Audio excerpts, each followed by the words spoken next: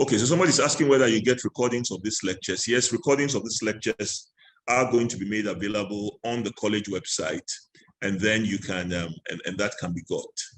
Where can residents find previous dissertations that have been approved? Okay, for the dissertations that have been marked and submitted to the college, we have them in the college library that they can go and look at, or if they contact the academic affairs, they can definitely see other copies that are there. I think Adriana provided an answer for that. So that's that. And does a college subscribe to a reference manager, for example, EndNote? No, we don't. We don't subscribe to a reference manager. That's why I would encourage, so there isn't like an institutional license for a reference manager. So that's why we would advise the residents to probably work with Mendeley, because Mendeley is a free source and it is very useful. Right.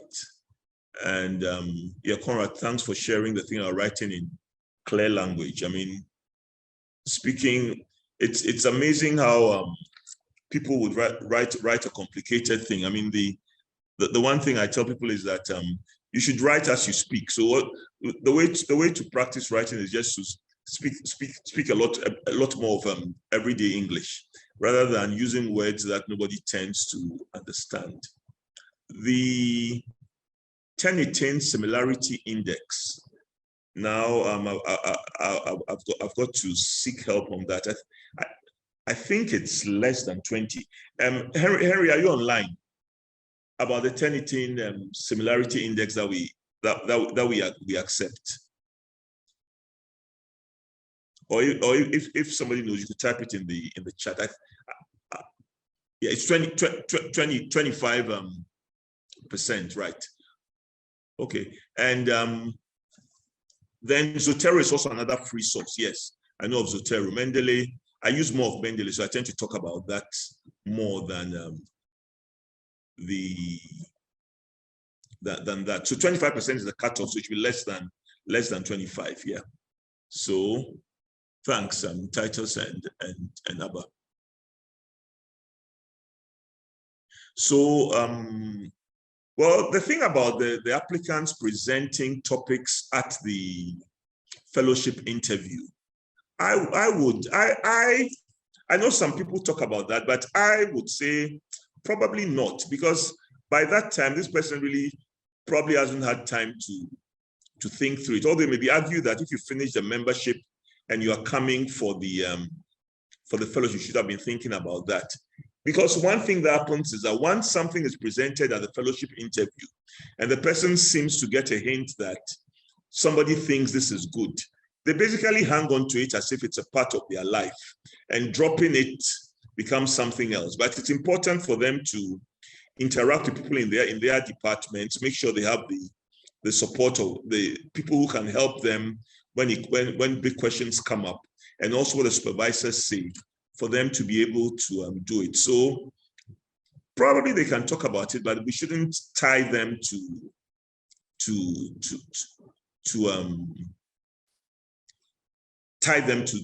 those things.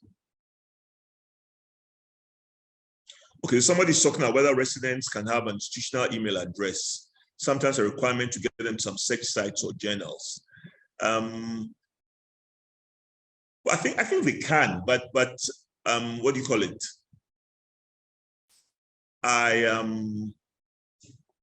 What I'd say is that, let me just say that at the college, we actually got some work that's far underway that would give our residents access to some databases. So it's not that they can go through that, but if there's the need for the institutional email address, that can be done.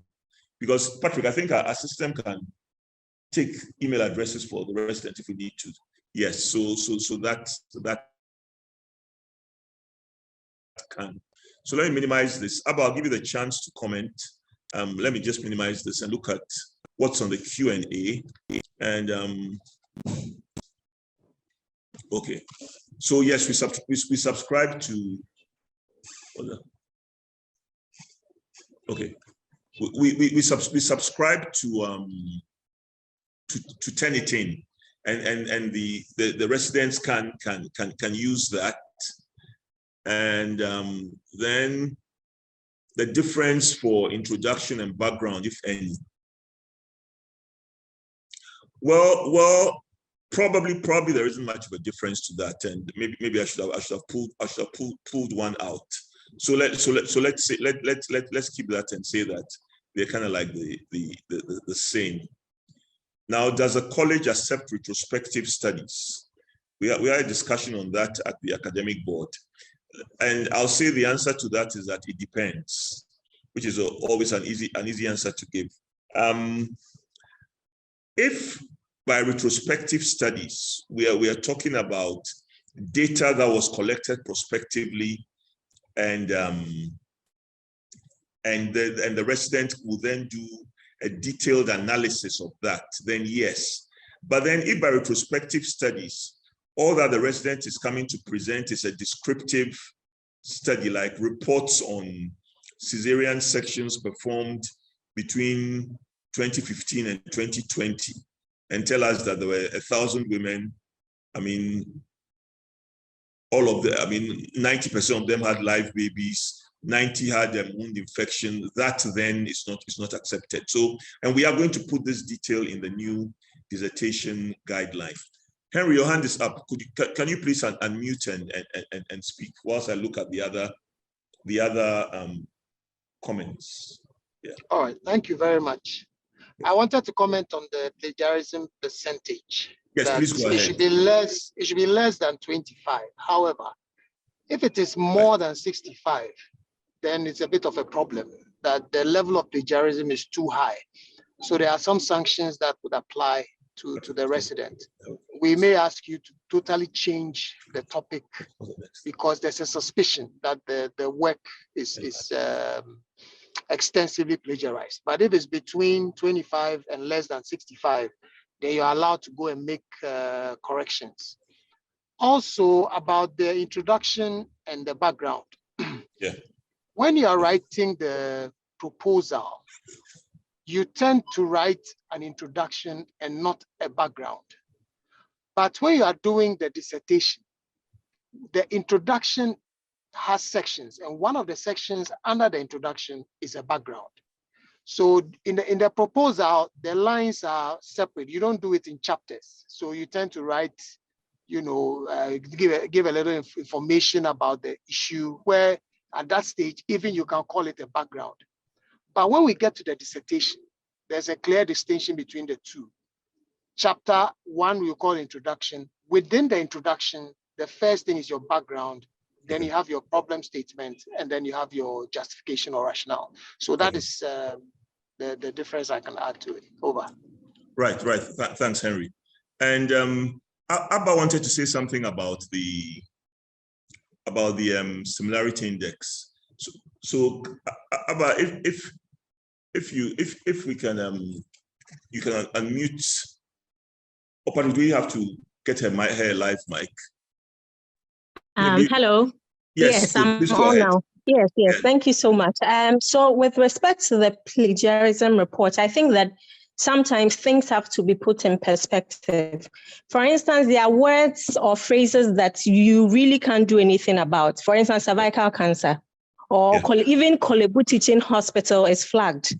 Yeah. And so then I don't know how you are going to paraphrase or change it to make the mark. So I remember back in 2019 when I was doing mine, all the things that were flagged, really, I just couldn't change them. Like, for instance, the figure staging for cervical cancer, I don't know how you can paraphrase it. So I think that maybe as an institution, we should look at how we can put the score in perspective and make sure that like doctors are not failed because of certain words that they can't do anything about. Okay, my comment there is that's why it's not like a zero similarity index. Generally speaking, it's because of this kind of words that you can't do anything about that could be flagged, that we are saying less than 25%. But I don't think more than the 25% of your thing would be flagged on that.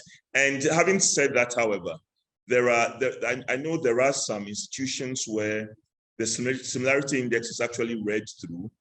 It definitely won't be more than the 25. And once it highlights the things in red, like you said, if it's FIGO staging this, it's picked it from somewhere, and that shouldn't be a problem. There was a question about who should take the residents through this kind of information. And my answer to that would be all of us at different levels. At one level, the college as a central administration, when we run courses on research, should present this information to the residents. At another level, in each department, this kind of information should be presented to the residents. So it's probably the responsibility of the head of department or the training coordinator. Then at another level is the individual supervisor. When having a conversation with the resident, then these things are presented. I mean, for people that I have supervised, I always have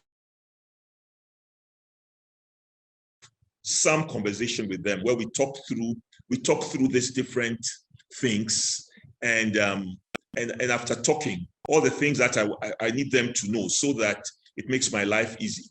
I mean, it's presented, and that includes some of these things. So there's a level at which all of us have that responsibility. Some people might have the official responsibility, but even if that is not done, that, I mean, the one-on-one discussion then points things out to them. I mean, Mrs. Sese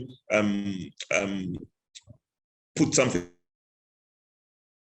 up about the whole edits and residents being very careless about it. I tell the people I supervise from day one that if you bring something to me and I read the first page, second page, and there are many typos and grammatical things, I'll send it back to you. And I'm not going to read page 3. So if you want me to go beyond, just make sure that all those typos and saying that the boys was and that kind of thing is kind of like sorted out. And so they know it, and they don't bring that to me. So when people say, oh, their students bring things that there are major grammatical flaws, I just smile because I read the Riot Act on day one, and you bring it will get back to you immediately, because I'm not going to get you to corrupt my English. So that's that. Then the number of pages, when we say the 120 pages, it doesn't include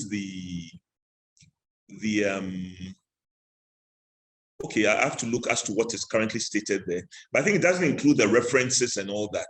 It's the content. Yeah.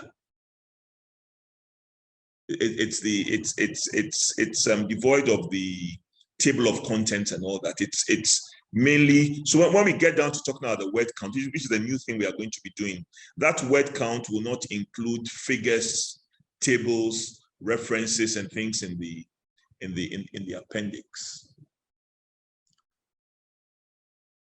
Now there's a question here about what is the position of the college on residents developing aspects of ongoing projects in the department for their dissertation. The guideline for dissertation doesn't make a definite statement about that. So I'll speak generally from my experience. I would say that there's nothing wrong with a resident developing an aspect of an ongoing project in the department as part of their dissertation, as long as what they are doing is independent work.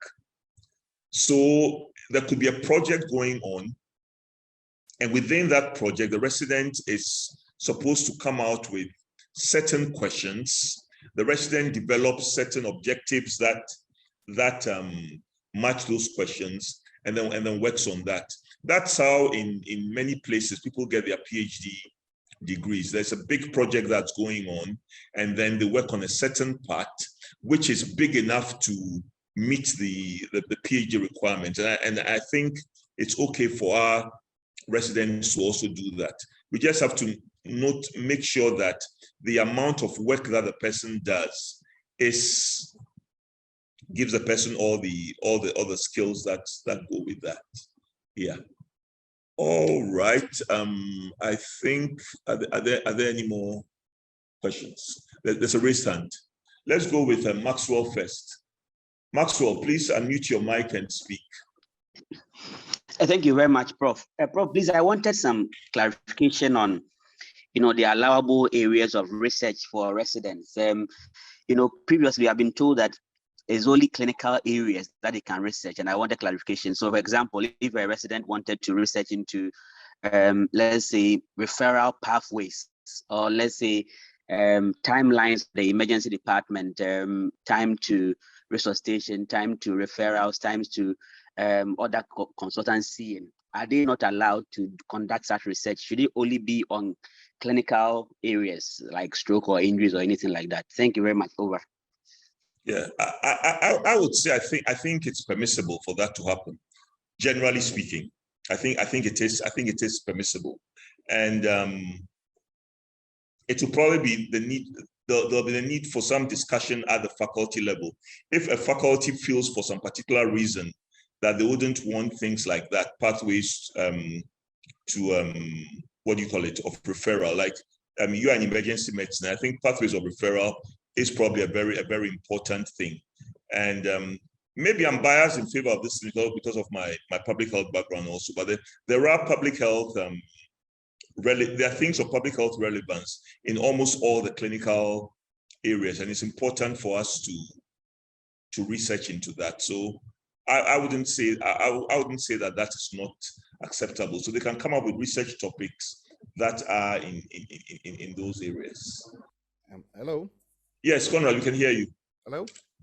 Can you hear me? We can hear you. Please go ahead. Hello, I've unmuted. Can you hear me? Yes, we can.